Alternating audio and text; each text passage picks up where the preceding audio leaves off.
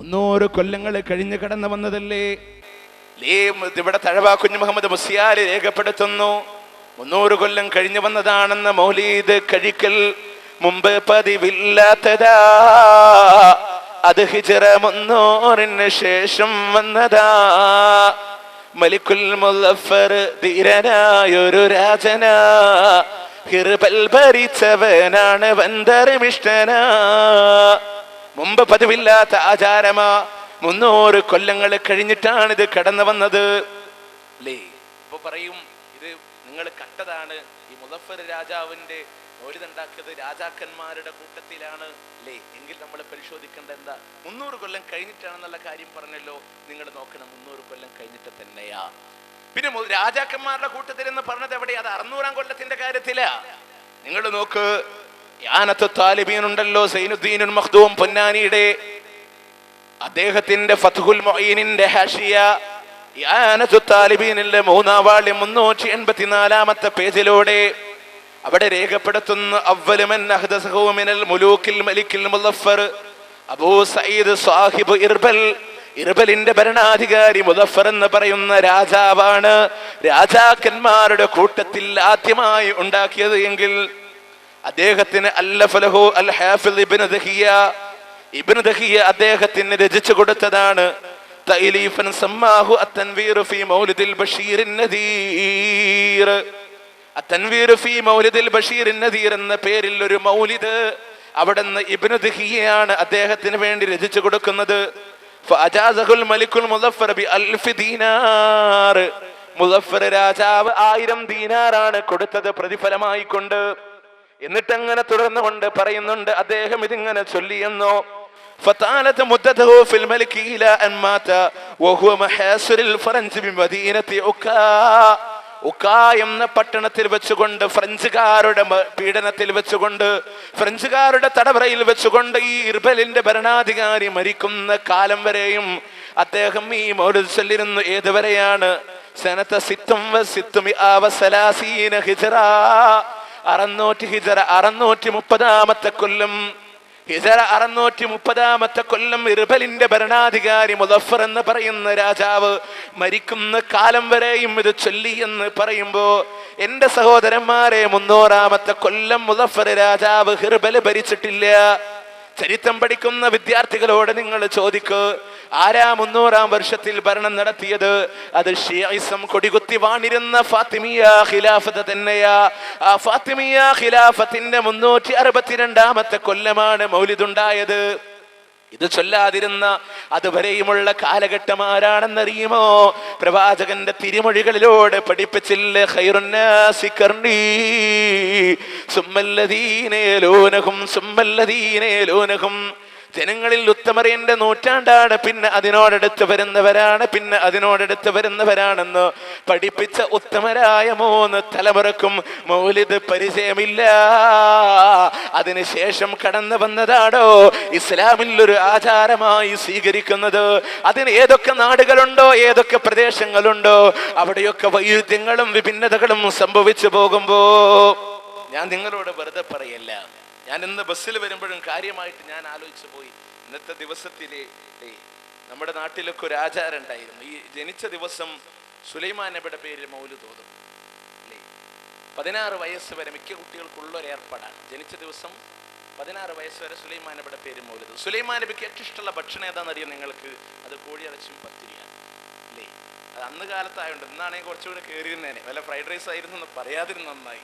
ഇന്നാണെങ്കിൽ അങ്ങനെ പറയും, ഇത് അന്ന് കാലത്താണ് അല്ലേ. ഇനി നിങ്ങൾ നോക്ക്, അവിടെ ഇതിപ്പോ ഞാൻ തൃശ്ശൂർ ജില്ലയുടെ ഒരു ഭാഗത്തിന്റെ കാര്യമാണ്. കുറച്ചപ്പുറത്ത് ജനിച്ച ദിവസം യൂനസ് നബിയുടെ പേരില്ല മൗലിദ്. ഒരു 10-40 കിലോമീറ്റർ മാറിയാൽ മതി. ഇസ്ലാമിൽ ഒരു ആചാരണയും മാറ്റം ഉണ്ടാവും.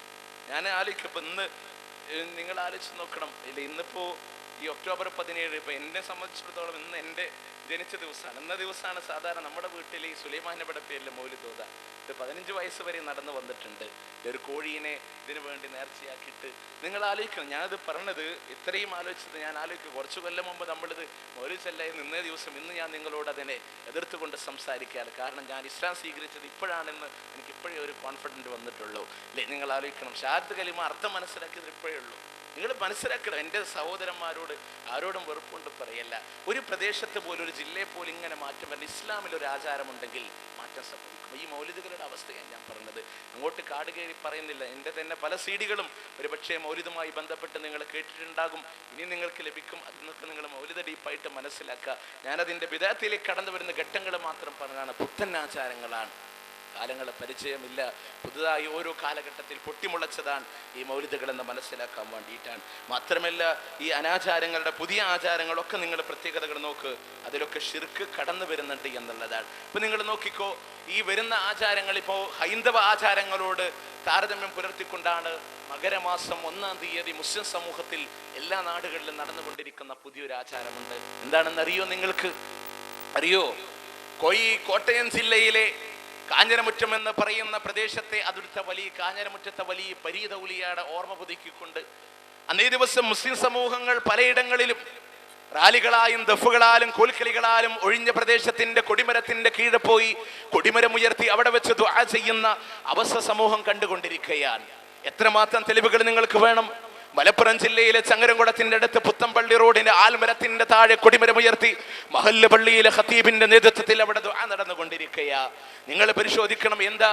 എന്നിട്ടോ ഈ കൊണ്ടുപോകുന്ന റാലികളിലൂടെ ദഫും മുട്ടുമ്പോഴും കുട്ടികൾ പറയുന്ന വാചകങ്ങൾ പോലും കാക്കാനും രക്ഷിക്കുവാനും ഈ ഫരീദൗലിയാട് ചോദിക്കുമ്പോൾ മറ്റുള്ള ഹൈന്ദവ ആചാരങ്ങളോട് സമാനപ്പെടുത്തിക്കൊണ്ട് മലയാള മാസത്തിൽ ആചാരങ്ങൾ ഉണ്ടാക്കി അവരോട് രക്ഷ തേടുന്ന, അവരോട് സഹായം തേടുന്ന ഒരു അവസ്ഥയിലേക്ക് സമൂഹം കടന്നു പോകുമ്പോൾ നിങ്ങൾക്കറിയാലോ ഈ പാടുന്ന വരികളിലൂടെ നാഗോരാണ്ടവൻ ബീരാൻ സാഹിബ് ഷാഹുല്ലമീദേ കാത്തിടണേ, കാഞ്ഞിരമുറ്റം ഷെയ്ഖ് ഫരീദവർ ഔലിയ ഞങ്ങളെ കാത്തിടണേ, ഔലിയ ഞങ്ങളെ കാത്തിടണേ. കാഞ്ഞിരമുറ്റത്തെ ഷെയ്ഖ് ഫരീദ് ഔലിയ ഞങ്ങളെ കാത്തുകൊള്ളണേ എന്ന് അള്ളാഹുവിനോട് തേടേണ്ടുന്നതിന് പകരം സൃഷ്ടികളോട് തേടുമ്പോ ഏതൊക്കെ മാലമൗലിദുകൾ പരിശോധിക്കുന്നുവോ ആ മാലമൗലിദുകളിൽ ഉൾപ്പെടം അള്ളാഹുവിനോട് ചോദിക്കേണ്ടുന്നതിന് പകരം അവിടുത്തെ സൃഷ്ടികളോട് ചോദിക്കുമ്പോ പുതിയ സലാത്തുകൾ കടന്നു വരുന്നുവോ അവിടെയും പ്രത്യേകത നിങ്ങൾ ശ്രദ്ധിച്ചോ. അവിടെയും അള്ളാഹു അല്ലാത്തവരോടുള്ള തേട്ടം നിങ്ങൾക്ക് കാണാം. പ്രവാചകൻ പഠിപ്പിച്ച സ്വലാത്ത് നിങ്ങൾ നോക്കിക്കോ.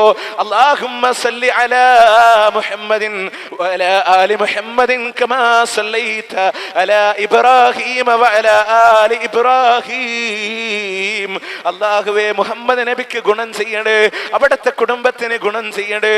ഇബ്രാഹിം നബിക്കും കുടുംബത്തിനും നീ ഗുണം ചെയ്തതുപോലെ മുഹമ്മദ് നബിക്കും കുടുംബത്തിനും നീ ബർക്കത്ത് ചെയ്യണേ അല്ലാഹ്. ഇബ്രാഹിം നബിക്കും കുടുംബത്തിനും നീ ബർക്കത്ത് ചെയ്ത പോലെ ഇത് റസൂല് പഠിപ്പിച്ച സലാത്താണെങ്കിൽ പുതിയ സലാത്ത് നിങ്ങൾ നോക്കിക്കോ. ഖുദ് ബിയദി കല്ലത്ത് ഹീലതി വഅദ്രിക്നി യാ റസൂലല്ലാഹ്. ഖുദ് ബിയദി എന്റെ കൈക്കൊന്ന് പിടിക്കണേ, കല്ലത്ത് ഹീലതി എന്റെ സൂത്രമൊക്കെ ഇടുങ്ങിപ്പോയിരിക്കുന്നു.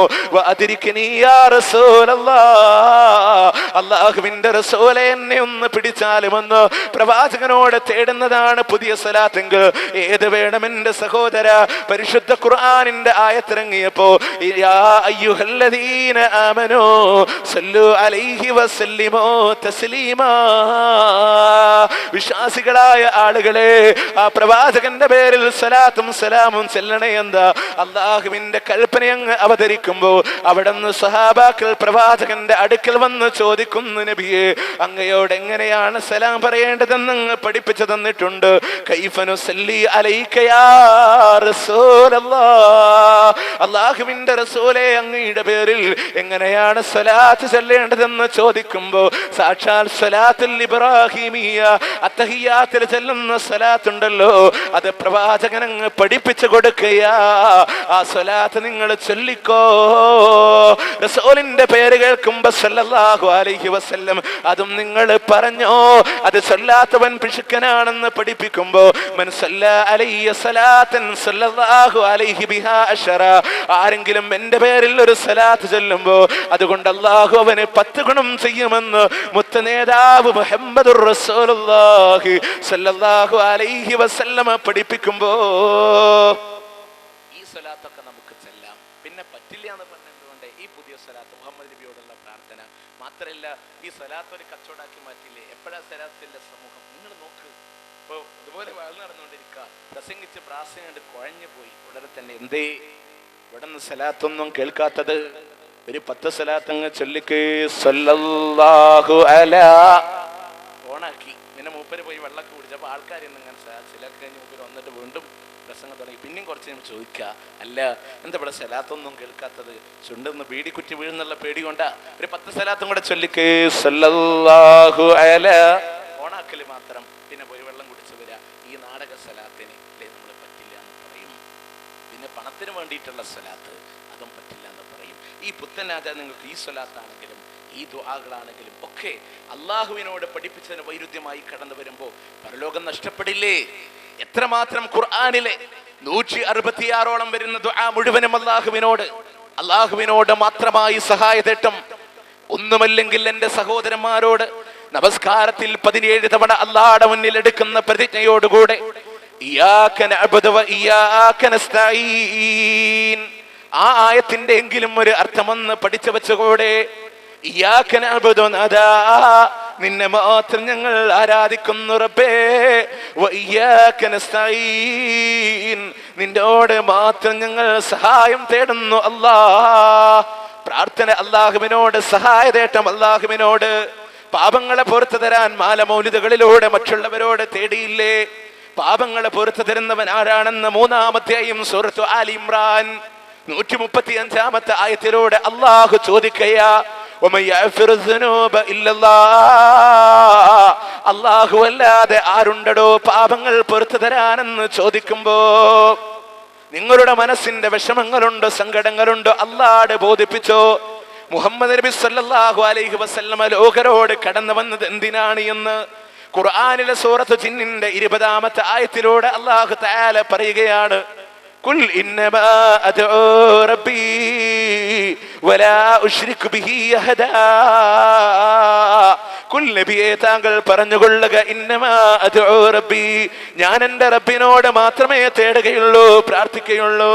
വലാ ഉശ്രികു ബിഹി അഹദാ, അവനോട് യാതൊരാളെയും ഞാൻ പങ്കു ചേർത്ത് പോവുകയില്ല എന്ന് പ്രഖ്യാപിച്ചു കൊള്ളുക നബിയെ, പ്രഖ്യാപിച്ചു കൊള്ളുക റസൂലേ. ഇത് മുഹമ്മദ് നബിയുടെ പ്രഖ്യാപനമായി സൂറത്ത് ജിന്നിന്റെ 20-ാമത്തെ ആയത്തിലൂടെ എന്റെ സഹോദരന്മാരെ മനസ്സിന്റെ വിഷമങ്ങൾ തീർക്കാൻ ബദരീങ്ങളോട് തേടുമ്പയാമംബിഹി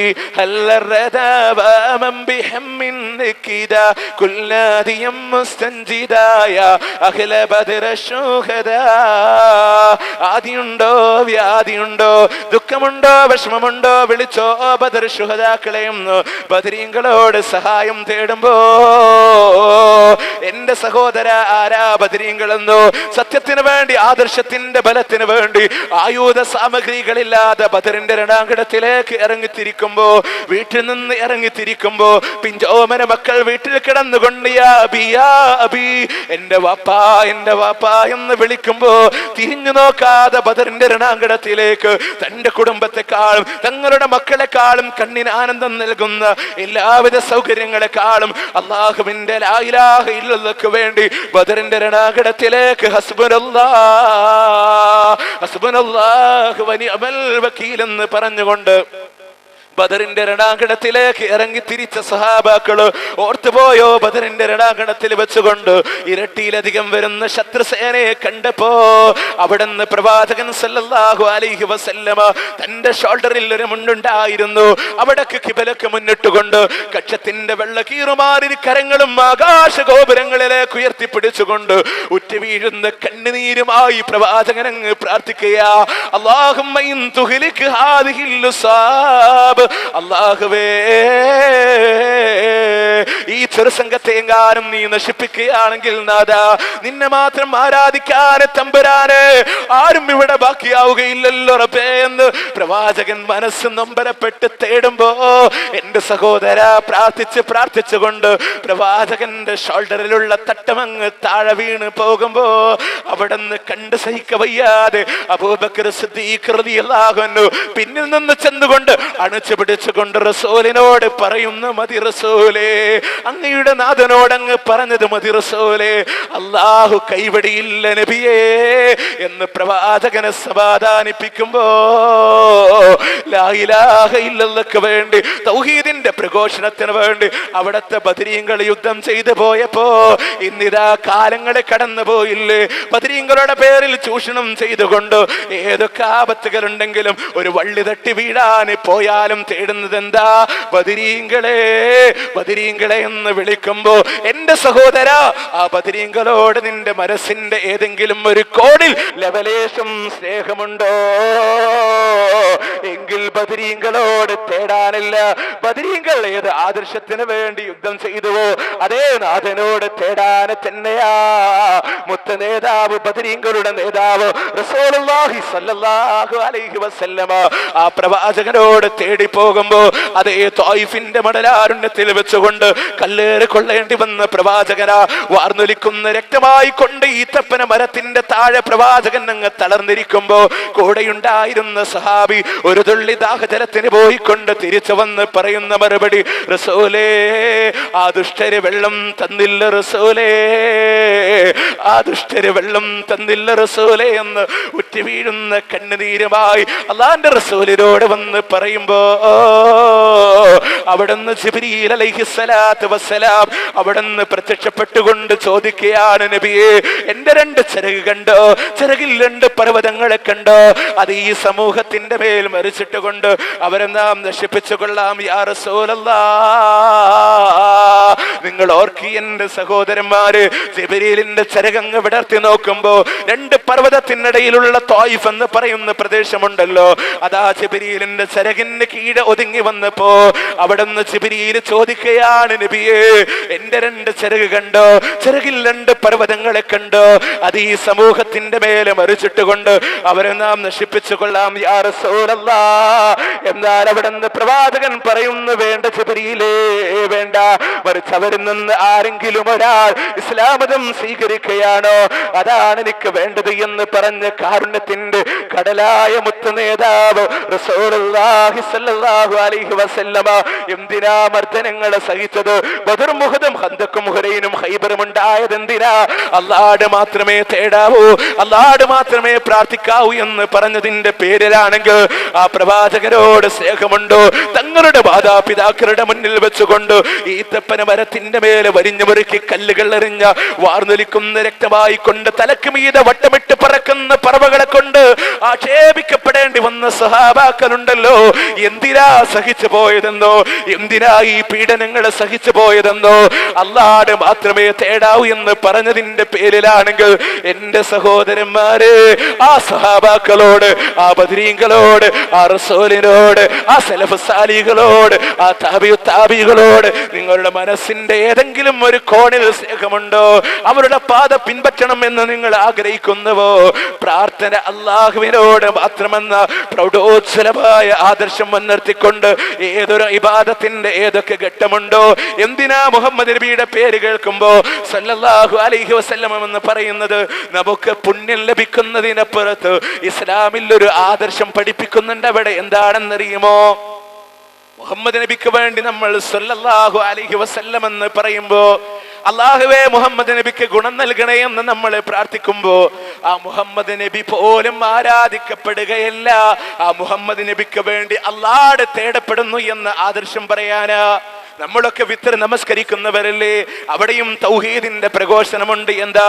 ഇന്നല്ലാഹ വിത്റുൻ യുഹിബ്ബുൽ വിത്ര. അല്ലാഹു ഒറ്റയാ, അല്ലാഹു ഒറ്റയാ, ഒറ്റയെ അവൻ ഇഷ്ടപ്പെടുന്നു. അതുകൊണ്ട് രാത്രിയുടെ അവസാനങ്ങളിൽ ഒറ്റ കൊണ്ട് അവസാനിപ്പിക്കണേ എന്ന് പ്രവാചകൻ സല്ലല്ലാഹു അലൈഹി വസല്ലം പഠിപ്പിക്കുമ്പോ ആ ഒറ്റയാക്കപ്പെടുന്ന അവസാനത്തെ ഒറ്റയുടെ റക്അത്തിൽ നീ ഓതേണ്ടുന്ന അധ്യായം ഏതാ? 4 ആയത്തുകളിലൂടെ 5 തൗഹീദിന്റെ പ്രഘോഷണങ്ങളും അവസാനമായി കടന്നു വരുന്ന സൂറത്തുൽ ഇഖ്ലാസ്, നിഷ്കളങ്കമായ ഏകദൈവാരാധനയുടെ അധ്യായമുണ്ടല്ലോ. ഖുൽ ഹുവല്ലാഹു അഹദ് അല്ലാഹുസ് സമദ് ലം യലിദ് വലം യൂലദ് വലം യകുൽ ലഹു കുഫുവൻ അഹദ്. ഏകനാണ്, മക്കളില്ലാത്തവനാണ്, മാതാപിതാക്കളില്ലാത്തവനാ, നിരാശ്രയരായ തമ്പുരാന്, അവന് തുല്യമായി ആരും തന്നെ ഇല്ല എന്ന് പ്രൗഢോജ്വലമായ ഏകദൈവാരാധനയുടെ അധ്യാപനം മുഴക്കിക്കൊണ്ട ഇസ്ലാമിന്റെ ആരാധനകൾ കടന്നു പോകുന്നതെങ്കിൽ എന്റെ പൊന്നുമോനെ, നിന്റെ ഇബാദത്തുകൾ എവിടെയാ? ആ തൗഹീദ് നീ മുറുകെ പിടിച്ചിട്ടുണ്ടോ? അതുകൊണ്ട് എന്റെ സഹോദരന്മാരെ, നിങ്ങൾ ചോദിക്കൂ ഉസ്താദുമാരോട്, അല്ലാഹുവോട് മാത്രമുള്ള പ്രാർത്ഥന ഖുർആനിൽ നിന്ന് സ്ക്വയർ ഫീറ്റ് കണക്ക് പേപ്പറുകൾ കൊണ്ടുവന്നോ എഴുതി തരാൻ ഞങ്ങളെ കൊണ്ട് കഴിയുമെന്നാൽ ഒരു അര പേജ് തന്നിട്ട് അല്ലാഹു അല്ലാത്തവരോടുള്ള ഒരൊറ്റ പ്രാർത്ഥന ഒന്നേ ഒന്ന് ഖുർആനിൽ നിന്ന് കാണിച്ചു തരാൻ കഴിയുമോ? ഖുർആനിൽ നിന്ന് കാണിച്ചു തരാൻ കഴിയുമോ? ഇല്ല. നിങ്ങൾ നോക്ക്, 2-ാം അധ്യായം സൂറത്ത് ബഖറ 126 മുതൽ 131 വരെയുള്ള ആയത്തുകളിലൂടെ അല്ലാഹു സുബ്ഹാനഹു വ തആല ഇബ്രാഹിം നബി അലൈഹിസ്സലാമിന്റെ 4 പ്രാർത്ഥന ഖുർആൻ കൊടുക്കയാ. റബ്ബി ജൽ ഹാദാ ബലദൻ ആമിന റബ്ബനാ തഖബ്ബൽ മിന്നാ റബ്ബനാ വബഅസ് ഫീഹിം റസൂലാ തുടങ്ങി 4ഓളം വരുന്ന പ്രാർത്ഥന അല്ലാഹുവോട് മാത്രമുള്ള പ്രാർത്ഥന ഖുർആൻ കൊടുത്തിട്ട് 5-ാമത്തെ ആയത്തിൽ അല്ലാഹു ചോദിക്കയാ, വമയ്യറബ് അമ്മില്ലത്തി ഇബ്രാഹിം ഇല്ലാ മൻ സഫിയ നഫ്സ. സ്വന്തം ശരീരത്തിനോട് വിഡ്ഢിയായവനല്ലാതെ ആരടോ?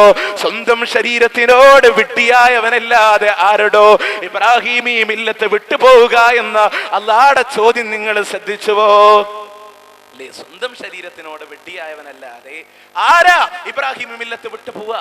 ഇബ്രാഹിം നബി അലൈഹിസ്സലാം അള്ളാഹുവിനോട് മാത്രം പ്രാർത്ഥിക്കണമെന്ന് പറഞ്ഞ പ്രവാചകനാണ്. അപ്പൊ നിങ്ങൾ പരിശോധിക്കുക, എല്ലാ ബഹുദൈവാരാധനയും ഈ എല്ലാ പുത്തൻ ആചാരങ്ങളും അള്ളാഹു അല്ലാത്തവരോട് പ്രാർത്ഥിക്കാനുള്ള നിർദ്ദേശങ്ങൾ നൽകുന്നത് കൊണ്ട് പറ്റില്ല എന്ന് പറയുന്നു. 2-ാമത് പുത്തൻ ആചാരങ്ങളുടെ പ്രത്യേകത നിങ്ങൾക്കറിയുമോ?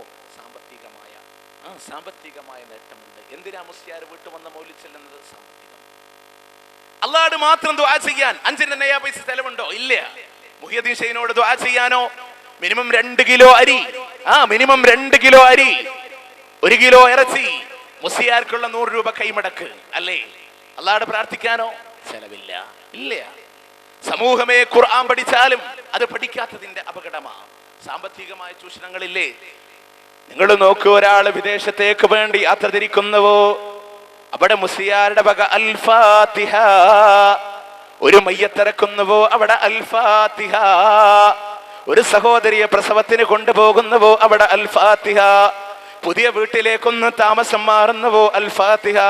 പുതിയ കട തുടങ്ങുന്നുവോ, അൽ ഫാത്തിഹ. അൽ ഫാത്തിഹ വിളിക്കുന്നിടത്തെല്ലാം ഗാന്ധിത്തല, അല്ലേ? നിങ്ങൾ നോക്കിക്കോ, എവിടെയൊക്കെ അൽ ഫാത്തിഹ വിളിക്കുന്നുവോ അവിടെ മുഴുവനും ഗാന്ധിത്തലകളാണ്. പ്രശ്നമെങ്കിൽ മൗലിദാണെങ്കിലും വിഷയം അത് തന്നെയല്ലേ? ഈ നാട്ടുകാരോട്, എന്റെ സ്നേഹാനിധികളായ ഈ നാട്ടുകാരോട് ഞാൻ പറയാം, പള്ളിയിൽ ഉസ്താദ് നിങ്ങളോട് വല്ലാതെ നിർബന്ധിക്കുക, മൗലിദ് സുന്നത്താന്ന് പറഞ്ഞിട്ട് ആയിക്കോട്ടെ ഉസ്താദേ നമുക്ക് ചെല്ലാം, ഇന്ന് എൻ്റെ വീട്ടിൽ മൗലിദ് ചെല്ലാം, നിങ്ങൾ വിളിക്കുക. മൗലിദൊക്കെ ചൊല്ലിക്കഴിയുമ്പോൾ അല്ലേ ഉസ്താദിനോട് പറയാ, ഒരു ഗ്ലാസ് വെള്ളം കൊടുക്കുക, അന്ന് നമ്മൾ എന്തേ വീട്ടിലുണ്ടാക്കിയ ഭക്ഷണം കൊടുക്കുക. ഉസ്താദ് സുന്നത്തൊക്കെ ആയില്ലേ, നമ്മൾ പിരിയല്ലേ? ഉസ്താദ് ഇങ്ങനെ 3 ടോർച്ചിട്ട് ഇങ്ങനെ തിരിപ്പിച്ചോണ്ട് ചോദിക്കുന്ന പോട്ടെ, പോയിക്കോളാൻ പറയാം. പെണ്ണ് ചോദിക്കും പോട്ടെ, എത്ര പറഞ്ഞാലും പോയിക്കോളാൻ പറയാം. ഒരു 500 തവണ ചോദിച്ചാലും പോയിക്കോന്ന് പറയാം, അല്ലേ? ഉസ്താദ് ഇറങ്ങിപ്പോവും. പിറ്റേ ദിവസം വീണ്ടും പറയും, ഉസ്താദേ ഇന്നലത്തെ പോലത്തെ ഒരു സുന്നത്ത് എനിക്കൊന്നും വേണം, എൻ്റെ വീട്ടിൽക്കൊന്ന് വരുമോ? അപ്പൊ കാണാൻ നിങ്ങൾക്ക് ഉസ്താദിന്റെ വീര്യം പവറൊക്കെ. എനിക്ക് വേറെ പണിയുണ്ട്, നീ നിന്റെ വഴിക്ക് പോന്ന് പറയും ഉസ്താദ്. പറയില്ലേ? ഇല്ലേ? നിങ്ങൾ നോക്ക്, അല്ലേ? സാമ്പത്തികമല്ലാതെ എല്ലാ ആചാരങ്ങളും നിങ്ങൾ നോക്കിക്കോ.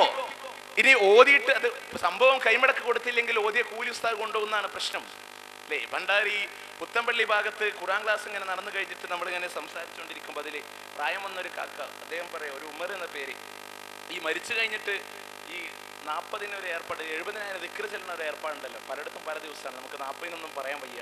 കാരണം ഇവിടെ ചിലപ്പോൾ 3 അപ്പുറത്താവും, 7 അതിൻ്റെ അപ്പുറത്താവും 40 പറയാൻ പറ്റില്ല, അത് അങ്ങനെ മാറ്റങ്ങളാണ്.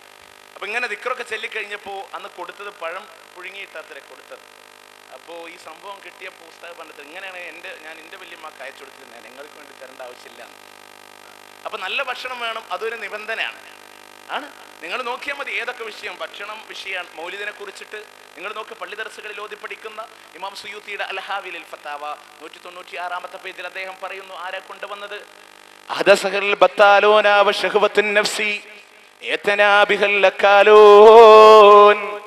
ഇതുകൊണ്ട് പ്രാധാന്യം പിടിച്ചവർ ഷാപ്പാട് രാമന്മാര് തന്നെയാ. എന്റെ വാക്കുകളല്ല, എന്നോട് വിദ്വേഷം വേണ്ട. ഇമാം സുയൂത്തിയാണ് പറഞ്ഞത്, അത് തഴവ സത്യപ്പെടുത്തിയിട്ടുണ്ട്.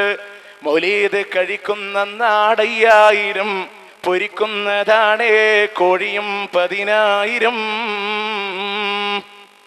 ഇനി വേണോ? മാലിക്കി മദ്ഹബിലെ ഇമാം ഫാക്കിയാനിയുടെ അസ്സുനൻ വൽ മുബ്തദിയാത്ത് നോക്കിക്കോ, അവിടെയും പറയുന്നു ഷാപ്പാട് രാമന്മാര് കൊണ്ടുവന്നതാണ്. ഇനി വേണമെങ്കിൽ മൗലിദുകൾ എടുക്കുക, 8ഓളം മൗലിദുകളെ പരിശോധിച്ചോ. അന്ന് ചീരണി ഉണ്ടാക്കുന്നതിനെ കുറിച്ച് ഓരോ വരി ബൈത്തയിലുണ്ട്. നിഷേധിക്കുന്നുണ്ട്, നമ്മൾ കൊണ്ടുവരാം. നിങ്ങൾ നോക്ക്, വീട്ടിൽ ചെല്ലുന്ന മൗലിദിലെ 8ഓളം വരുന്ന മൗലിദുകളിൽ ഭക്ഷണം ഉണ്ടാക്കണമെന്ന കൽപ്പന പ്രഖ്യാപിക്കുന്ന ഓരോ വരി ബൈത്തുകൾ അതിലുണ്ട്. ഭക്ഷണത്തിന് വേണ്ടി ഉണ്ടാക്കിയതാണ്. ഇനി നിങ്ങൾ നോക്കണം, പണമാണ് പ്രശ്നം. എന്തിനാ ഖുർആനിന്റെ വ്യവസായം? ഖുർആൻ എന്നുള്ളത് വ്യവസായവൽക്കരിക്കാനല്ല ഓതാനുള്ളത്. വീടിന്റെ 4 മൂലകളിൽ കുപ്പികളിലായി കുഴിച്ചിടാനല്ല ഖുർആൻ. പള്ളിയിൽ നിന്ന് മുസ്ലിയാരെ കൊണ്ടുവന്ന് ആദ്യം മുതൽ അവസാനം വരെ ഓതിയിട്ട് പണം കൊടുക്കാനല്ല ഖുർആൻ. മറിച്ചോ അത് ജീവിതത്തിന്റെ മാർഗരേഖയാണ്, ഉൾക്കൊള്ളേണ്ടുന്ന പ്രമാണമാണ്. നിങ്ങൾ അറിയുമോ, ഒരു മരണവുമായി ബന്ധപ്പെട്ട് നടക്കുന്ന അനാചാരങ്ങളിലേക്ക് നമ്മൾ കടന്നു വരുമ്പോ ഷാഫി മദ്ഹബുമായി താരതമ്യം ചെയ്ത് പറയണമെന്ന് പ്രതീക്ഷിച്ചതാണ്. പക്ഷെ വിഷയങ്ങളുടെ ദൈർഘ്യം കൊണ്ട് ഇനിയും ഒരുപാട് കാര്യങ്ങൾ നിങ്ങളോട് സൂചിപ്പിക്കാനുണ്ട്. പക്ഷേ സമയത്തിന്റെ ആധിക്യം കൊണ്ട് പ്രധാനപ്പെട്ട കുറച്ച് കാര്യം കൂടെ പറഞ്ഞുകൊണ്ട് ഞാൻ അവസാനിപ്പിക്കുകയാണ്. ഈ ബിദ്അത്തുകളുമായി ബന്ധപ്പെട്ട് ഷാഫി മദ്ഹബിന്റെ ഒരു ബന്ധം നിങ്ങൾ നോക്കണം. ഇതിനൊന്നും ഷാഫി മദ്ഹബ് അനുകൂലിക്കുന്നില്ല അല്ലേ? നിങ്ങൾ നോക്കിക്കോ, മരിച്ചിടത്ത് ഖുർആൻ ഓതുന്നുണ്ട് അല്ലേ? ആര് പറഞ്ഞു? സാധാരണഗതിയിൽ ഉമ്മമാരെ വഞ്ചിക്കുന്നത്.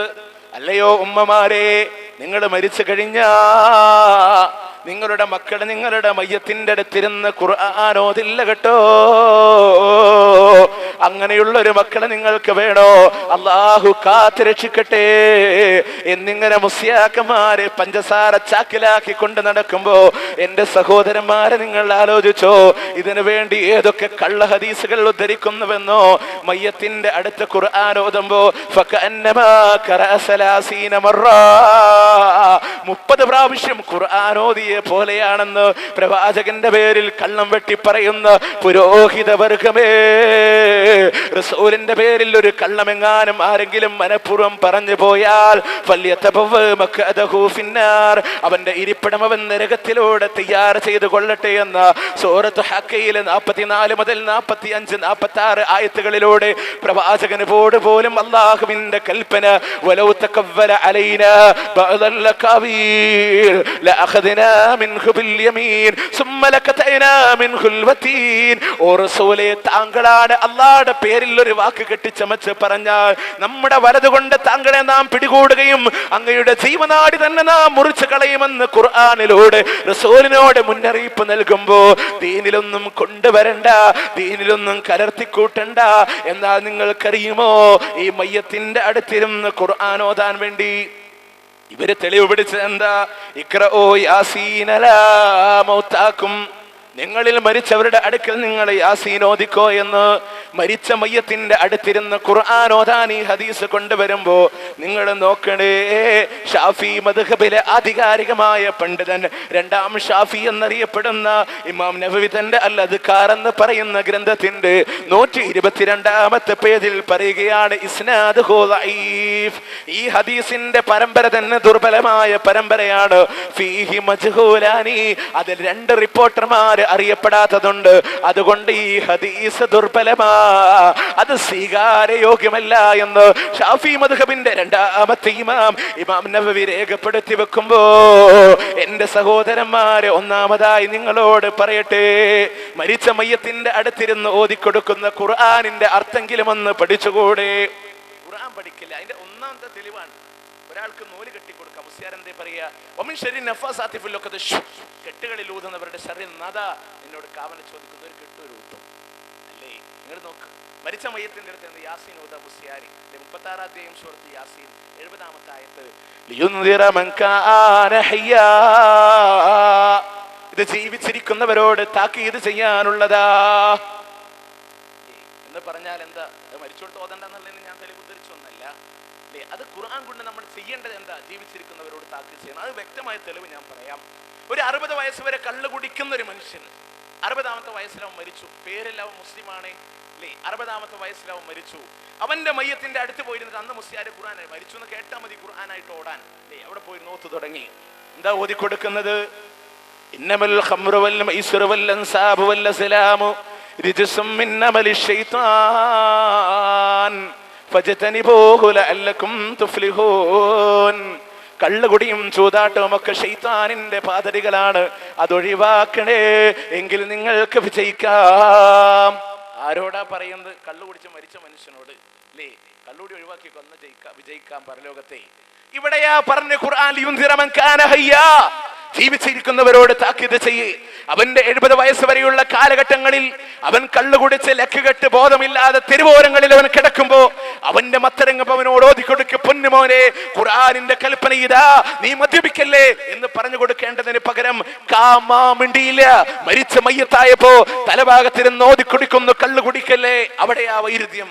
ഇനി മരിച്ച മയ്യത്തനിച്ച് പോയി കള്ളു കുടിക്കുമോ നമുക്കറിയില്ല. കാരണം പള്ളി ദർസുകളിൽ പഠിക്കുന്ന അങ്ങനെയാ. മരിച്ചു കിടക്കണ മയ്യത്ത് തോട്ട് പോയി കുളിച്ചു വന്ന് കിടന്നാൽ ആ മയ്യത്ത് കുളിപ്പിക്കണോ വേണ്ടേന്ന്. മരിച്ചു കിടക്കണ മയ്യത്ത് തോട്ടിൽ പോയിട്ട് കുളിച്ചു വന്ന് കിടന്നാൽ പിന്നെ മയ്യത്ത് കുളിപ്പിക്കണോ വേണ്ടേ ചർച്ചയാണ്. പള്ളിയുടെ ഉള്ളിൽ നിന്ന് ഒരു മരം മുളച്ച് ജനലക്കൂടെ പുറത്ത് പോയി അതിന്റെ കൊമ്പത്ത് കയറുന്ന എത്തിക്കാവ് ശരിയാവും. പള്ളി സ്ഥലം ഉണ്ടാകുമ്പോൾ കൊമ്പത്ത് കയറിക്കാൻ ആരെ പറഞ്ഞു?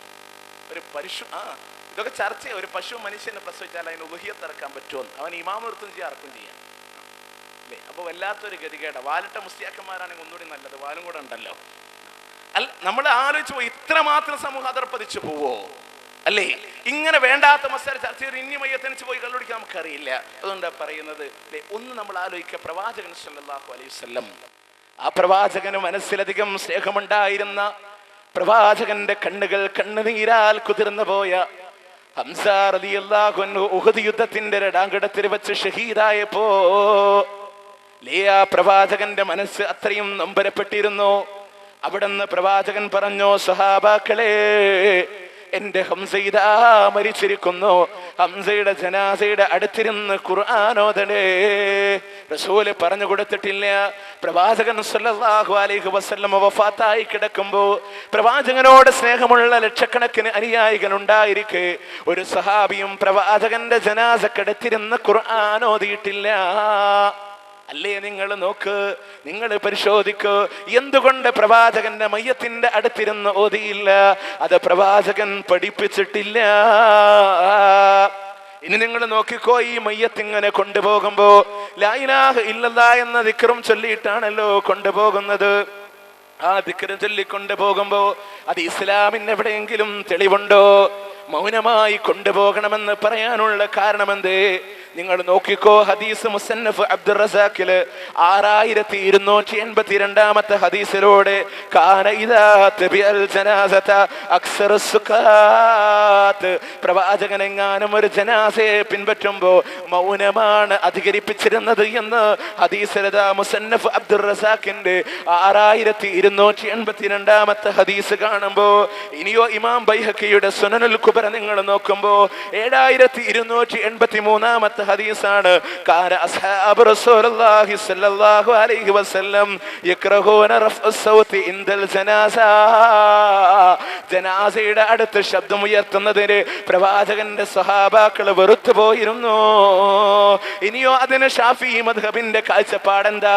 ഇമാം നവവി തന്നെ പറയട്ടെ, തന്റെ അൽ അദ്കാർ എന്ന് പറയുന്ന ഗ്രന്ഥത്തിന്റെ 136 പേജിലൂടെ പറയുകയാണ്, നമ്മൾ തെരഞ്ഞെടുക്കേണ്ടുന്ന പ്രത്യേകമായ ശൈലി ഏതാണ്, ആചാരം ഏതാണ്?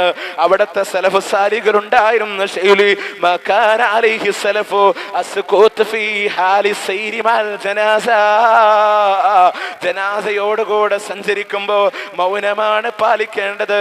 വലാ യർഫഉ സൗതൻ ബിഖിറാഅത്തിൻ വലാ ബിദിക്രിൻ, ദിക്ർ കൊണ്ടോ ഖുർആൻ കൊണ്ടോ ഒരിക്കലും ശബ്ദമുയർത്താൻ പാടില്ല എന്ന്, ഒരിക്കലും നിങ്ങൾ ശബ്ദമുയർത്തരുതേ എന്ന് ഇമാം നവവി രേഖപ്പെടുത്തുമ്പോ, ഓ എന്റെ ഷാഫി മദ്ഹബുകാരാ, നിനക്ക് ഇമാം നവവിയെ അംഗീകരിച്ച കൂടെ, ഷാഫി മദ്ഹബിന്റെ പണ്ഡിതന്മാരെ അംഗീകരിച്ച കൂടെ, മയ്യത്തിന്റെ അടുത്തിരുന്ന് ഖുർആൻ ഓതുന്ന ഹദീസ് ദുർബലമാണെന്ന് ഷാഫി മദ്ഹബ് പഠിപ്പിച്ചു തരുമ്പോ, ജനാസ കൊണ്ടുപോകുമ്പോ മൗനം പാലിക്കണമെന്ന് ഷാഫി മദ്ഹബ് പഠിപ്പിച്ചു തരുമ്പോ, ഇനിയോ നീ ഇങ്ങനെ ഖുർആൻ ഓതിയിട്ട് അതിങ്ങനെ പാർസലായിട്ട് അയച്ചു കൊടുക്കുമ്പോ മരിച്ചവരുടെ ഖബറിലേക്ക് എത്തുകയില്ല എന്ന് ഷാഫി മദ്ഹബ് തെളിവില്ലടോ. പരിശുദ്ധ ഖുർആനിലെ സൂറത്തുൻ നജ്മിന്റെ 38-39 ആയത്തുകളിലൂടെ ഒരു മനുഷ്യനും അവൻ ചെയ്തതല്ലാതെ ലഭ്യമല്ല എന്ന ആയത്തിനെ വിശദീകരിച്ചുകൊണ്ട് ഷാഫി മദ്ഹബിന്റെ ആധികാരികമായ മുഫസ്സിർ ഇമാം ഇബ്നു കസീർ റഹ്മത്തുള്ളാഹി അലൈഹി രേഖപ്പെടുത്തി വെക്കുകയാ. അദ്ദേഹത്തിന്റെ തഫ്സീറിന്റെ 64-65 പേജുകൾ നിങ്ങൾ നോക്കിക്കോ. വമിൻ ഹാദിഹിൽ ആയത്തിൽ കരീമാ ഇസ്തംബത الشافعي رحمه الله ومن اتبعه أن القراءة لا يصل إهداء ثوابها إلى الموتى. ഷാഫി ഇമാമും അദ്ദേഹത്തെ പിൻപറ്റിയതായ ആളുകളും തെളിവുപിടിച്ചിട്ടുണ്ട്. ഖുർആൻ ഓതി ഹദിയ ചെയ്യുമ്പോ അത് മരിച്ചവരുടെ ഖബറിലേക്ക് എത്തുകയില്ല. ലിഅന്നഹു ലൈസ മിൻ അമലിഹിം വലാ കസ്ബിഹിം, അവരുടെ പ്രവർത്തനമല്ല, അവരുടെ സമ്പാദ്യമല്ല. മാത്രമല്ല വലം യുൻദബ് ഇലൈഹി റസൂലുള്ളാഹി സ്വല്ലല്ലാഹു അലൈഹി വസല്ലം, പ്രവാചകൻ സ്വല്ലല്ലാഹു അലൈഹി വസല്ലമ അത് ശരിയായി കൊണ്ട് നൽകിയിട്ടില്ല. വലാ ഹസ്സഹും അലൈഹി വലാ അർഷദഹും ഇലൈഹി, ആ സഹാബാക്കൾക്ക് അതിന് പ്രേരണ നൽകിയില്ല, അതിലേക്ക് പ്രവാചകൻ അവരെ നയിച്ചു പോയിട്ടില്ല. എന്നിട്ട് അവരെ രേഖപ്പെടുത്തിയില്ലേ, വലൗ കാന ഖൈറാ ലസബഖൂനാ ഇലൈഹി, ഈ ഖുർആൻ ഓതിയിട്ട് ഹദിയ ചെയ്യുന്നത് ഒരു പുണ്യകാര്യമാണെങ്കിൽ നമ്മളെക്കാൾ മുമ്പ് സഹാബാക്കൾ ചെയ്യുമായിരുന്നല്ലോ. ഒരു സഹാബിയും ചെയ്തിട്ടില്ല എന്ന് ഇതാ ഷാഫി മദ്ഹബിന്റെ ആധികാരികമായ മുഫസ്സിർ ഇമാം ഇബ്നു കസീർ രേഖപ്പെടുത്തുമ്പോ ഇതേ ഉദ്ധരണി നിങ്ങൾക്ക് കാണണോ? ഇമാം നവവിയുടെ ശർഹ് മുസ്ലിമിന്റെ 1-ാം വാള്യത്തിന്റെ 90-ാമത്തെ പേജ്, 6-ാം വാള്യത്തിന്റെ 96-ാമത്തെ പേജ്, അദ്കാറിന്റെ 140-ാമത്തെ പേജ്, ഇവിടെയൊക്കെ ഷാഫി മദ്ഹബ് ആണയിട്ടുകൊണ്ട് പറയുകയാ, നീ ഖുർആൻ ഓതി ഹദിയ ചെയ്യുമ്പോ അത് മരിച്ചവരിലേക്ക് എത്തുകയില്ല. ഇനി നിങ്ങൾ നോക്കി ഹദിയ ചെയ്യുമ്പോഴുള്ള ഒരു പ്രത്യേകത ഞാൻ പറയാം നിങ്ങൾക്ക് വേണ്ടിയിട്ട്. കുറച്ചു നേരം കൂടെ ഇൻഷാ അല്ലാഹ് നമ്മൾ ഇരിക്കാം അല്ലേ. എന്താ ഖുർആൻ ഓതി ഹദിയ ചെയ്യുമ്പോഴുള്ള പ്രത്യേകത? ഒന്നാമത്തെ ഞാൻ പറയാം, മിനിമം നമ്മളിപ്പോ ഒരു പറമ്പ് കളക്കാൻ ഒരാളെ കൂലിക്ക് വെച്ചാൽ അയാളുടെ മാന്യത എന്താ? ആ പറമ്പ് കളച്ചു തരിക എന്നുള്ളതല്ലേ. ഇനിയിപ്പോ അത് ന്യായീകരിച്ചാൽ തന്നെ ഒരു മുസ്ലിയാരെ കൊണ്ടുവന്ന് ദുആ ചെയ്യിച്ചാല് ആളെ പണി എന്താ? ഓതിയ ഖുർആൻ നമ്മൾ ഉദ്ദേശിച്ച് മരിച്ച ആൾക്ക് വേണ്ടിയിട്ടാണെങ്കിൽ അത് കൊടുത്തു പോലല്ല അയാളുടെ മാന്യത അല്ലേ. പക്ഷെ മുസ്ലിയാർ അത് ചെയ്യുന്നില്ല, അവിടെയും വഞ്ചന. നിങ്ങൾ നോക്ക് ഖുർആൻ ഓതി ഹദിയ ചെയ്യുമ്പോൾ മൗലിദ് കിതാബിലൊക്കെ ഉണ്ടാവുമല്ലോ ഈ ഖുർആൻ അയച്ചു കൊടുക്കുന്ന ഏർപ്പാട്. അവിടെ മാത്രമല്ലേ മുസ്ലിയാരുടെ ദുആ നിങ്ങൾ ശ്രദ്ധിച്ചോ? യാസീൻ ഓതി ഇഖ്ലാസ് ഒക്കെ ഓതി മൗലിദ് ഓതി മുസ്ലിയാർ ദുആ ചെയ്യുക ശ്രദ്ധിച്ചോ? ഒന്നാമത് ആത്മാർത്ഥയില്ല, കൈ എങ്ങനെ പിടിക്കാൻ നോക്കിക്കോ. ഇതിങ്ങനെ വർക്ക് ചെയ്തോണ്ടിരിക്കും. അല്ലാഹുമ്മ ഔസിൽ മിസ്ര സവാബിമാ ഖറൈനാഹു മിനൽ ഖുർആനിൽ അദീം. ഇതിങ്ങനെ ഫുൾ ടൈം വർക്കിംഗ് ആയിരിക്കും. അത് ഒന്നാമത്തെ കാര്യം. രണ്ടാമത്തെ പോയിന്റ് പറയുന്നത് എന്താ? اللهم أوصل مثل ثواب ما قرأناه من القرآن العظيم. اللهم അല്ലാഹുവേ ഔസിൽനി എത്തിച്ചു കൊടുക്കണമേ മിസ്ല സവാബി മാ ഖറഅനാഹു, ഞങ്ങൾ ഓതിയത് പോലത്തെ ഒരു പ്രതിഫലം. ഓതിയതെവിടെ? അത് മൂപ്പരുടെ പോക്കറ്റില്. അതുപോലത്തെ ഒരെണ്ണം നീ എത്തിച്ചു കൊടുക്കണം. ഇനി ആർക്കൊക്കെ എത്തിച്ചു കൊടുക്കണം? അവിടെ നോക്ക്. ഒന്നാമതായി പറയുന്നു ഇലാ ഹദറത്തിൻ നബി മുസ്തഫ മുഹമ്മദിൻ സല്ലല്ലാഹു അലൈഹി വസല്ലം, മുഹമ്മദ് നബിയുടെ ഹദറത്തിലേക്ക് എത്തിച്ചു കൊടുക്കണം. രണ്ടാമതായി പറയുന്ന പ്രവാചകന്റെ കുടുംബത്തിന്, സഹാബാക്കൾക്ക്. ഇനി ആർക്കൊക്കെ എത്തിച്ചു കൊടുക്കണമെന്നോ? മിനൽ ബദരീന വൽ ഉഹദിയീന വൽ ഖന്ദഖീന വസായിരി സ്വഹാബ, ബദരീങ്ങൾ ഉഹദീങ്ങൾ ഖന്ദഖ് യുദ്ധത്തിൽ പങ്കെടുത്തവർ, ഖൈബറുകളിലൂടെ പങ്കെടുത്തവർ, മറ്റുള്ള സഹാബാക്കൾക്ക് അതിലും നീ എത്തിച്ചു കൊടുക്കണേ. ഓതിയെന്നാണോ? അല്ല, ഓതിയത് പോലത്തതിൽ നിന്ന് ഇവർക്കൊക്കെ എത്തിച്ചു കൊടുക്കണേ. അവസാനിച്ചോ? ഇല്ല.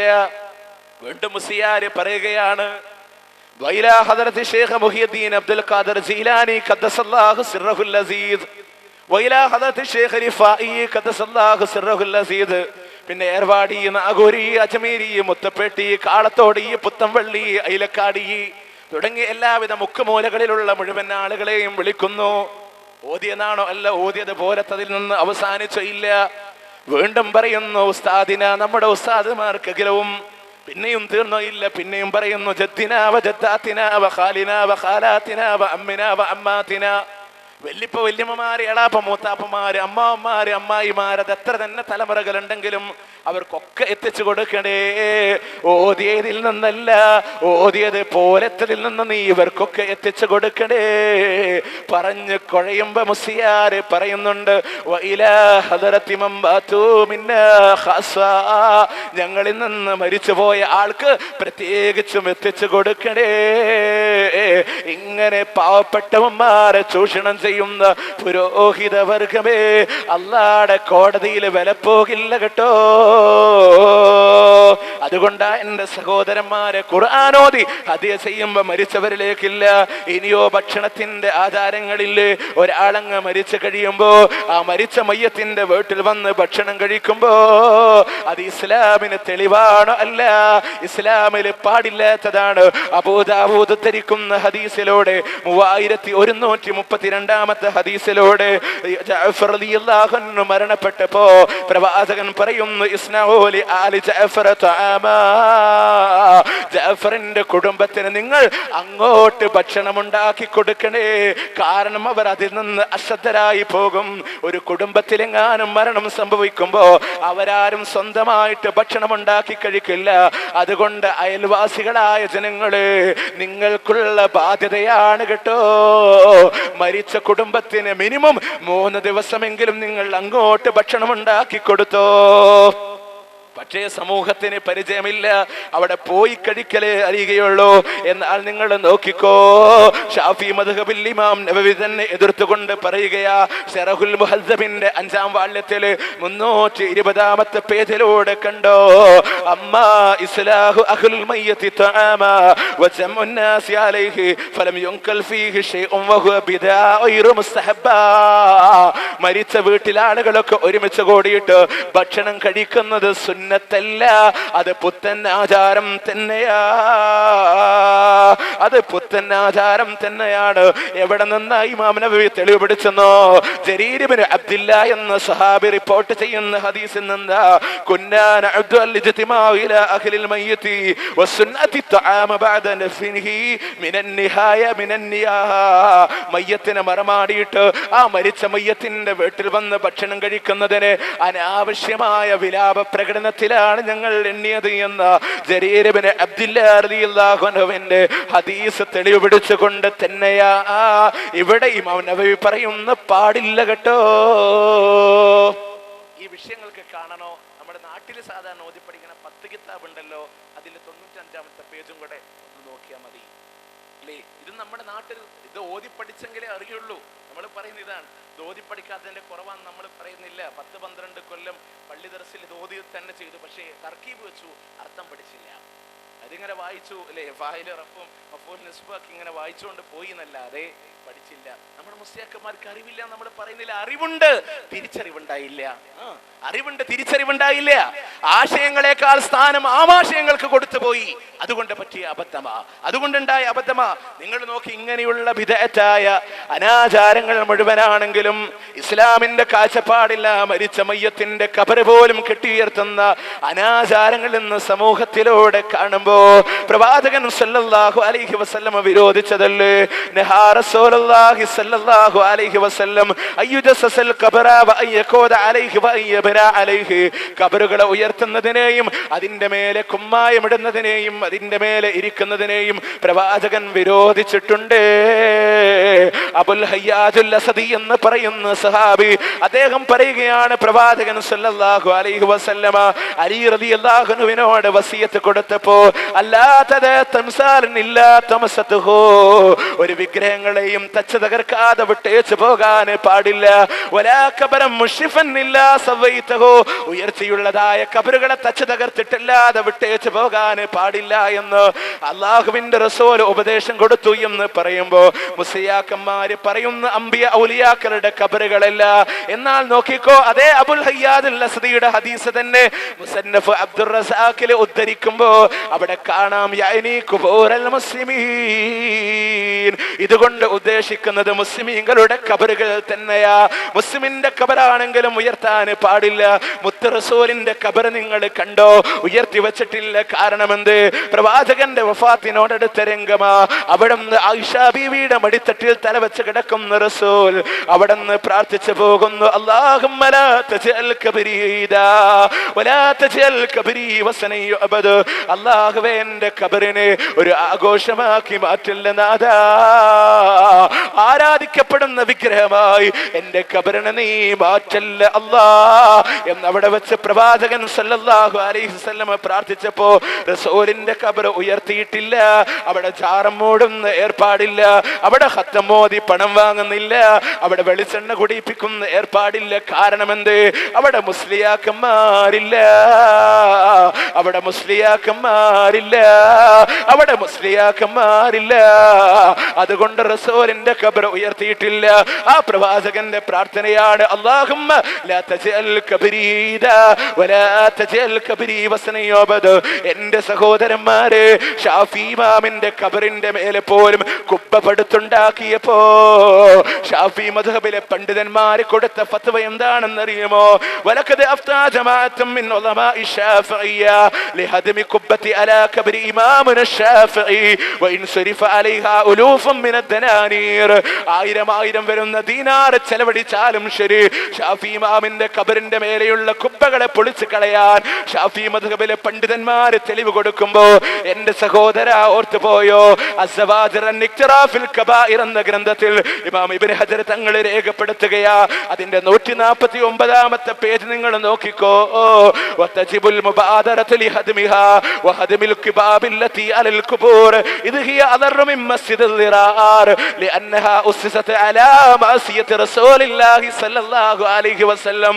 റസൂൽ സ്വല്ലല്ലാഹു അലൈഹി വസല്ലമയെ ധിക്കരിച്ചുകൊണ്ട് ഇസ്ലാമിനെ നശിപ്പിക്കാൻ ജൂതന്മാരെ പടുത്തുണ്ടാക്കിയ മസ്ജിദുൽ ദിറാറിനെക്കാളും വേഗത്തിലൂടെ പൊളിച്ചു കളയേണ്ടത് ഏതാണെന്നോ? ഖബറിന്റെ മേലെയുള്ള കുബ്ബകളാണ് എന്ന് അസ്സവാജിർ അൻ-ഇക്തിറാഫിൽ കബായിർ എന്ന ഗ്രന്ഥത്തിലൂടെ നമ്മൾ കണ്ടുപോകുമ്പോ എന്തൊക്കെ അനാചാരങ്ങളാണെന്നോ? ആ ഖബറിന്റെ തലഭാഗത്ത് നിലവിളക്ക് കത്തിച്ചു വെക്കുമ്പോ ഹൈന്ദവയുടെ ആചാരമല്ലയോ ഈ നിലവിളക്ക്? ഹൈന്ദവ സമൂഹങ്ങളുടെ ആചാരമല്ലേ നിലവിളക്ക്? ഇസ്ലാമിനതുമായി ബന്ധമില്ല എങ്കിൽ അതുപോലും കൊണ്ടുവന്ന് വെക്കുമ്പോ ഷാഫി മദ്ഹബിലെ ഇമാം ഇബ്നു ഹജർ തന്നെ അസ്സവാജിറോട് രേഖപ്പെടുത്തിയില്ലേ? വതജിബു ഇസാലത്തു കുല്ലു കൻദീലിൻ ഔ സിറാജിൻ അലാ ഖബരിൻ വലാ യസിഹു വഖഫുഹു വനദറുഹു. മുഴുവൻ വിളക്കുകളെയും നിലവിളക്കുകളെയും അത് നീക്കം ചെയ്യൽ നിർബന്ധമാ. നേർച്ചയാക്കാൻ പാടില്ല, വഖഫ് ചെയ്യാനും പാടില്ല എന്ന് ഷാഫി മദ്ഹബുകാരോട് വിളിച്ചു പറയുമ്പോ എന്റെ സഹോദര, ഹൈന്ദവതയുടെ നിലവിളക്കിന്റെ ആചാരം കൊണ്ടുവന്ന് മുസ്ലിം സമൂഹത്തെ ബഹുദൈവാരാധനയിലേക്ക് കൊണ്ടുപോകുമ്പോ അതും ഊരും പേരും അറിയാത്തവരെ പോലും കൊണ്ടുവന്ന് വെക്കുമ്പോ നിങ്ങൾക്കറിയുമോ ഏതൊക്കെ മക്കാമുകളിലൂടെ കടന്നു വരുമ്പോ നിങ്ങൾ നോക്കി, കാസർഗോഡിന്റെ മംഗലാപുരം മുതൽ അങ്ങ് തിരുവനന്തപുരത്ത് കന്യാകുമാരി വരെ പരിശോധിച്ചു നോക്കുമ്പോ ഉയർത്തപ്പെട്ട ഖബറുകൾക്ക് താഴെ ആരെന്ന് പോലും അറിയപ്പെടാത്ത ദർഗകളായി മാറുമ്പോ നിങ്ങൾ കണ്ടില്ലേ? പുതുവന്നാനിയിലെ മുനമ്പം ദർഗ ഷരീഫ് സംബന്ധിച്ച് ആരാവിടെയുള്ളത് ഒരു പേരറിയാത്ത ഒരു മഹദിയാണ് എന്ന് പറയുമ്പോ കറാമത്ത് നിങ്ങൾ കേട്ടോ? ഒരു പേരറിയില്ല, ശുഹറത്തൊട്ടും കുറവില്ല, ബഹുമാനേരൊക്കെ പെറ്റ നാട് നല്ല വെളിയങ്കോട്ടും മരി കാലി കുഞ്ഞുമരക്കാർ ഷഹീദോരെ ബഹുമാനേരൊക്കെ പെറ്റ നാട്. ഇങ്ങോരെന്താ தெரியாத ഊരറിയില്ല, പേരറിയില്ല. പിന്നെന്തേ പ്രത്യേകത? മഹാമാര് ജനിച്ച നാട്ടിലാണ് ജനിച്ചതെങ്കിൽ ഞാൻ ചോദിക്കട്ടെ സഹോദര, അബൂജഹൽ വലിയാണോ? ഉത്ബത്ത് വലിയാണോ? ഷൈബത്ത് വലിയാണോ? കാരണം എന്ത്? ഇവരൊക്കെ ജനിച്ച നാടേതാ? മുത്തനേതാവ് അല്ലമീൻ മുഹമ്മദുർ റസൂലുള്ളാഹി സ്വല്ലല്ലാഹു അലൈഹി വസല്ലം ജനിച്ച നാട്ടിലല്ലേ? ഊരും പേരൊക്കെ അറിയാലോ, ഊരും പേരറിയാമേ, ശുഹറത്തൊട്ടും കുറവില്ല, ബഹുമാനേരൊക്കെ പെറ്റ നാട് നല്ല മുത്ത് റസൂൽ സിദ്ദീഖ് ഉമറുൽ ഫാറൂഖ് ഉസ്മാൻ അലിയോരെ ബഹുമാനേരൊക്കെ പെറ്റ നാട്. പ്രവാചകൻ ജനിച്ച നാട്ടിലാണ് അബൂജഹൽ ജനിച്ചതെങ്കിൽ അബൂജഹൽ വലിയാണോ, ഉത്ബത്ത് വലിയാണോ, ഷൈബത്ത് വലിയാണോ? നിങ്ങൾ ആലോചിച്ചു നോക്കൂ. ഇനിയും നിങ്ങളോട് ഞാൻ ചോദിക്കട്ടെ സഹോദരന്മാരെ, എന്താ ബീവിയുടെ രണ്ടാമത്തെ കറാമത്തെന്നോ? കുറച്ച് ദിവസക്കാലങ്ങളോളം കടൽ തരിയില്ല മൃതദേഹം കിടന്നപ്പോ മത്സ്യം തന്ന് നശിപ്പിച്ചിട്ടില്ല. ആ ക്വാളിഫിക്കേഷൻ വെച്ച് നോക്കുമ്പോ ഒന്നാമത്തെ വലിയാരാ? ഇന്നും ഈജിപ്തിന്റെ റോയൽ മമ്മി ഹാളിൽ 202 സെന്റിമീറ്റർ നീളം വരുന്ന ഗ്ലാസ് പെട്ടിയിൽ കുടൽ പോലും ചോർത്തിക്കളഞ്ഞിട്ടില്ലാത്ത റാംസസ് രണ്ടാമൻ എന്ന് പറയുന്ന ഫിർഔൻ, ഏറ്റവും വലിയ അഹങ്കാരിയാകുന്ന ഫിർഔൻ, ഈ മിസ്രിന്റെ അധിപതി ഞാനാണെന്ന് മാത്രമല്ല, ഈ മിസ്രിലൂടെ ഒഴുകുന്ന നൈല് പോലും എന്റെ ചൂണ്ടുവിരലിന്റെ ജൽപ്പനങ്ങൾക്കനുസരിച്ച് മാത്രമേ ഒഴുകൂ എന്ന് അഹങ്കാരത്തിന്റെ വിപ്ലവമോദിയ ഫിർഔനുണ്ടല്ലോ. ആ ഫിർഔന് 3185 കൊല്ലക്കാലം കടലിൽ കിടന്നിട്ടും മത്സ്യം തിന്ന് നശിപ്പിച്ചില്ലെങ്കിൽ ഫിർഔന് വലിയാണോ? ഞാൻ അതിശയപ്പെട്ടു പോയി. ഈ ഫിർഔനിന്റെ ഡെഡ് ബോഡി ഒക്കെ കേരളത്തിൽ കിട്ടിയിരുന്നെങ്കിൽ ഏറ്റവും വലിയ ദർഗാ ഷരീഫ് അവിടെ ഉണ്ടാക്കൂല്ലേ? കിട്ടാതിരുന്നത് നന്നായി അല്ലേ? അപ്പൊ അത്രമാത്രം സമൂഹം അതിലതർപ്പതിച്ചു പോയിട്ടുണ്ട് അല്ലേ? കച്ചവട വ്യവസായം എന്ന രീതിയിൽ തന്നെയാ എന്തൊക്കെ അല്ലേ? അരപ്പിരി ലൂസുള്ളവൻ, CM മടവൂരും, അതുപോലെ വേങ്ങര കോയപ്പാപ്പ ഉൾപ്പെടെയുള്ളവർ, അതുപോലെ നമ്മുടെ കൊല്ലം ജില്ലയിലെ ഓച്ചിറയിലെ ദാമോദരൻ അയ്യപ്പൻ ഉൾപ്പെടെ ആരാധന വസ്തുവാക്കി മാറ്റിയില്ലേ? നിങ്ങൾ നോക്ക്, വളരെ പച്ചയായ വേദന കൊണ്ട് നിങ്ങളോട് പറയാ. വേങ്ങര കോയപ്പാപ്പാക്കും കറാമത്ത് എന്താണെന്നറിയോ നിങ്ങൾക്ക് അല്ലേ? മലയാള പുസ്തകത്തിൽ എഴുതി വെച്ചത് വായിക്കാൻ നമുക്ക് മഴയില്ലാണ്ട് വിഷമിച്ചിട്ട് ആളുകൾ കോയപ്പാപ്പയുടെ അടുത്ത് ചെല്ലുമ്പോൾ കോയപ്പാപ്പ ചെയ്ത പണി ഉടുതുണി പൊക്കി മൂത്രിച്ചു, അതാ വരുന്നു തകർപ്പൻ മഴ. മലയാളത്തിൽ എഴുതി വെച്ചതാ അല്ലേ? ഞാൻ ആലോചിച്ചു പോയി, പടച്ചോനെ അദ്ദേഹം 2 സാധിക്കാതിരുന്ന നന്നായി, ഇല്ലെങ്കിൽ ആലിപ്പഴം പെയ്തിരുന്നേനെ. ഇങ്ങനെയൊക്കെ കറാമത്തിന്റെ പേരും പറഞ്ഞ് സമൂഹത്തിന്റെ കച്ചവടത്തിലേക്ക് കൊണ്ടുപോയപ്പോ നിങ്ങൾ ഏതൊക്കെ മുക്കുമൂലകളിലൊക്കെ ആരാധനാ കേന്ദ്രങ്ങളാക്കി മാറ്റി. നിങ്ങൾ നോക്കിക്കോ, പഴനിയാർ പാളയത്ത് വേപ്പുമരത്തെയും പുത്തരിപ്പാടത്ത് വള്ളിയെയും നാട്ടുകല്ലിന് കല്ലിനെയും ആരാധിച്ചപ്പോ നമ്മുടെ കയ്യിലുണ്ട് പ്രൂഫുകൾ, നിങ്ങൾക്ക് പരിശോധിക്കാവുന്നതാണ്. എന്തൊക്കെ സംഭവങ്ങളാണ് പഴനിയാർ പാളയത്ത് മംഗളം ദിനപത്രത്തിലൂടെ കടന്നു വന്നത്. നോക്ക്, പഴനിയാർ പാളയത്തിലെ വേപ്പുമരത്തെ ആരാധിച്ച ഒരു ജുമാ മസ്ജിദ് എന്ന് ഒരു അമുസ്ലിമായ ദിനേശ് പൂനത്ത് എന്ന് പറയുന്ന ഒരു ലേഖകൻ എഴുതി വെച്ചതാ. ഈ ഭാഗങ്ങളിൽ റോഡിനോരങ്ങളിൽ ചെറു ക്ഷേത്രങ്ങൾ കാണാമെങ്കിലും മുസ്ലിങ്ങൾ നടത്തുന്ന ആരാധനാ രീതി വ്യത്യസ്തമാണ് എന്ന്. ഇസ്ലാം മതം ബിംബാരാധനയെ നിരാകരിക്കുമ്പോഴാ തികച്ചും വ്യത്യസ്തമായ ബഹുദൈവാരാധനാ രീതി ഇവിടെ നടമാടുന്നത് എന്ന് EK വിഭാഗത്തിന്റെ അണ്ടറിലുള്ള പള്ളിയിൽ പള്ളി ഖത്തീബ് നേരിട്ടുകൊണ്ട് ദുആ സമ്മേളനം നടത്തിക്കുന്ന ഈ വേപ്പുമരത്തിന്റെ ആരാധന പോലും ഇസ്ലാമിന് എവിടെ നിന്ന് പൊറുപ്പിക്കാൻ കഴിയുമെന്ന് ഇതൊക്കെ കൊണ്ടുവന്ന് ഇസ്ലാമിന്റെ പേര് പറഞ്ഞ മതത്തിന്റെ ആചാരമാണെന്ന് പറയുമ്പോ ഇല്ല, എല്ലാം പടിക്ക് പുറത്തെന്ന് പ്രഖ്യാപിച്ചുകൊണ്ട് കളങ്കം വരുത്താൻ ഞങ്ങൾ സമ്മതിക്കില്ല. ഞങ്ങളുടെ രക്തങ്ങളിലൂടെ സിരകളിലൂടെ ഓടുന്ന അവസാനത്തെ തുള്ളി രക്തം വരെയും ഉറക്കെ ഞങ്ങൾ പറയും ലാ ഇലാഹ ഇല്ലല്ലാഹ് എന്ന്. നിങ്ങൾക്കറിയുമോ എന്തിനാ മുജാഹിദ് പ്രസ്ഥാനത്തിന്റെ വേദികളെ കയ്യേറിയത് എന്ന്? എന്റെ വരെ 20-ലധികം വരുന്ന വേദികളെ കയ്യേറിയത് എന്തിനാണെന്നോ? ഈ ജനാധിപത്യ രാഷ്ട്രത്തില് India is a secular state എന്ന് പറയുന്ന ഒരു മതേതരത്വ കാഴ്ചപ്പാടുള്ള ഈ ഇന്ത്യ എന്ന് പറയുന്ന രാഷ്ട്രത്തില് ദ പ്രിയാമ്പിൾ ഓഫ് കോൺസ്റ്റിറ്റ്യൂഷൻ എന്ന് പറയുന്ന ഇന്ത്യൻ ഭരണഘടനയുടെ ആമുഖത്തിലെ ഫണ്ടമെന്റൽ റൈറ്റ്സ്, മൗലികാവകാശങ്ങൾ നിങ്ങൾ പരിശോധിക്കോ. 25, 26, 27 ഗണ്ണിക ഇഷ്ടമുള്ള മതം സ്വീകരിക്കാനും അതിനെ പ്രബോധനം ചെയ്യുവാനും അംഗീകാരം നൽകുന്ന ഈ ഇന്ത്യയുടെ ജനാധിപത്യത്തിന്റെ രാഷ്ട്രങ്ങളിൽ മുജാഹിദ് പ്രസ്ഥാനത്തിന്റെ വേദികൾ കയ്യേറപ്പെട്ടു എന്ന് മാത്രമല്ല, വേദികൾക്ക് ചുട്ടുകരിക്കപ്പെട്ടു, അടിച്ചുമാറ്റപ്പെട്ടു, LCD പ്രൊജക്ടുകൾ തകർക്കപ്പെട്ടു. അതെന്തുകൊണ്ട് നിങ്ങൾക്കറിയുമോ? ഇവിടെ ഞങ്ങൾ മാത്രമേ ഇതിന്റെ ആളുകളുള്ളൂ